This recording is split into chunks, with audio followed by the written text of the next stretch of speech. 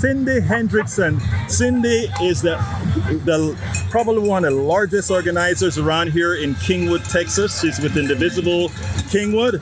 I think she's had the most successful, continuous protests in this city. She's been getting kudos all over the county and country for her work. Cindi Hendrickson, how you doing? I'm doing okay. A little bit sweaty. That means you're doing something, girl. Yeah. But anyway, look, let me tell you, I can't speak about how I feel about the people that through a lot of the work you and Vicky and others are doing have activated. Why don't you tell me, how do you feel with what's happening right now? What do you mean in terms of what's happening? Well, with the people Be showing specific. up. Okay. Yeah, with the people. About this rally? Yeah, not only about this rally, but I can't just speak about this rally, Okay. Cindi. You've been doing a lot more than this rally. Yeah, we've been doing quite a bit. Well, what I'm seeing, at least today, is a lot of support from people driving by. And I'm going to segue back to Thursday night when we were at Dan Crenshaw's town hall. So we organized maybe 13 people to show up. We give them red and green cards.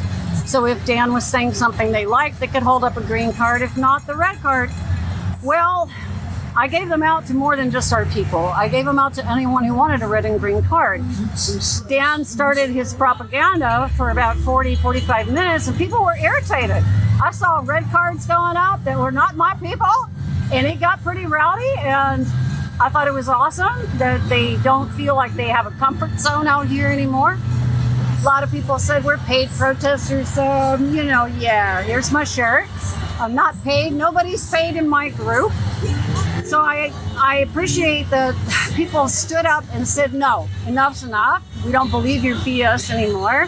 We want honest answers to serious questions. So that made me feel inspired. And I got more inspired when I saw how many people wrote about our town hall on different media platforms. That was impressive, including the Rolling Stone, which was amazing.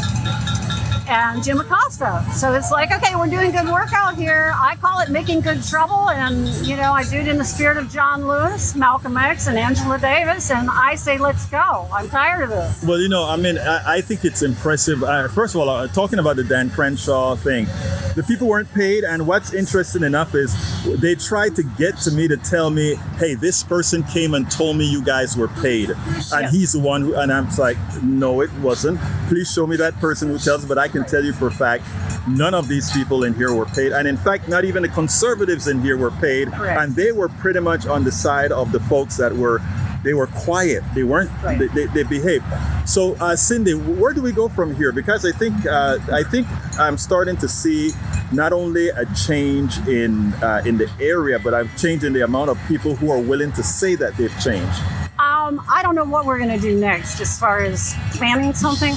I still have in the back of my mind having some kind of a community gathering. I don't want to call it a town hall, Right. but a community gathering where maybe we could address some of those questions that were not answered by Crenshaw at his town hall, and maybe do it at the library. But it floats around in my head, and things change so quickly. It's like, okay, what do we do next? Sometimes we have to change gears depending on what the regime is doing. Right.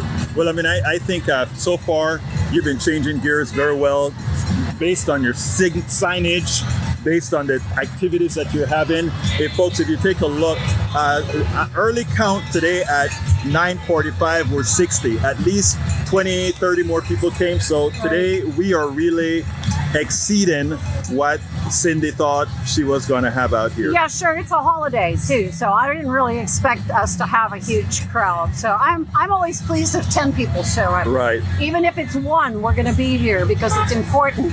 Now what we're watching is whether Trump is going to send in the National Guard / military into Chicago and some of these other cities.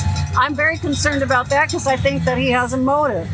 And I think the long-range motive of the Republican Party is to cancel the elections in 2026, and I'm very concerned about that. Well, I think all of Indivisible, your group here, you are doing the part necessary to prevent that from happening. So as long as we know we have people like this out there, I'm confident we're having an election. I sure hope so. Thank you very much, Cindi. Thanks, Egberto.